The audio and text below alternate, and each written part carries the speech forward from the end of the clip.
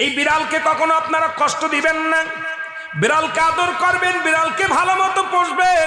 বিড়াল যদি কোনো জাতির জন্য দোয়া করে, কোন গৃহস্থর জন্য দোয়া করে, ওই সংসারের মধ্যে উন্নতি শুরু হয়ে যায়। ওই সংসারের মধ্যে আর এক নাম্বার হলো, যে ঘরে বিড়াল থাকে সেই ঘরে জিন আসতে পারে না, জিন বাস করতে পারে না।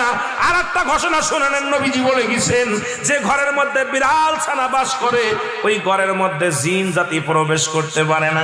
তাহলে ছোট ছোট মাসুম বাচ্চাগুলো যে ঘরের মধ্যে থাকে, মুসলমান অনেক সময় জিনের আশ্রয় পড়ে যায়, অনেক সময় জিনে আসর করে, ওই ঘরের মধ্যে জিনে আসর করে।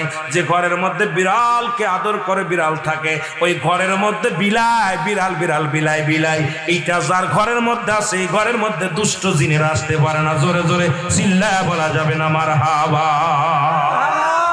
একবার নবী সুলাইমান আলাইহিস সালাম শুনতে পাইলেন পাশের বাড়িতে একটা কুকুরকে কষ্ট দিয়ে